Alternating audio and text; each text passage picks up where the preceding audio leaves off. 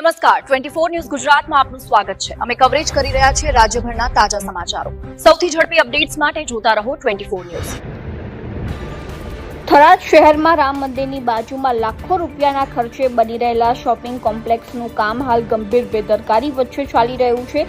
શહેરના વેસ્ટ વિસ્તારમાં ચાલી રહેલા કામમાં સુરક્ષા નિયમોનો ખુલ્લેઆમ ભંગ થતો હોવા છતાં નગરપાલિકા તંત્ર મૌન દર્શાવી રહ્યું છે। મળતી માહિતી મુજબ આ પ્રોજેક્ટ જૈન વાણિયા સાથે સંકળાયેલા હોવાનું સામે આવી રહ્યું છે, પરંતુ સાઇટ પર કોઈપણ પ્રકારની સલામતી વ્યવસ્થા જોવા નથી મળી રહી। મજૂરોને હેલ્મેટ કે સેફટી બૂટ વગર જોખમમાં મૂકી કામ કરાવવામાં આવી રહ્યા છે, જે સીધી રીતે માનવ જીવન સાથે રમખાણ સમાન છે। સાઇટની આસપાસ મુખ્ય રસ્તાઓ આવેલા હોવાથી લોકોની અવરજવર સતત રહે છે, છતાં સુરક્ષા માટે ન તો જાળી લગાવવામાં આવી રહી છે, ન તો બેરિકેડ કરવામાં આવ્યું છે, જેના કારણે લોકોમાં ભય જીવી રહ્યો છે અને હાલમાં કોઈપણ સમયે દુર્ઘટના બનવાની ભીતિ દેખાઈ રહી છે।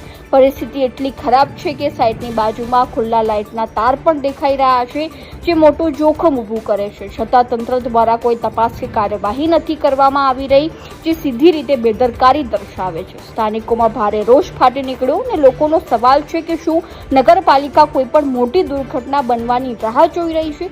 ઠેકેદારો અને લેબર કોન્ટ્રાક્ટરો પણ જવાબદારીથી ભાગતા જોવા મળી રહ્યા છે। જો તાત્કાલિક પગલાં નહીં લેવામાં આવે તો કોઈ નિર્દોષનો જીવ જોખમમાં મુકાઈ શકે છે।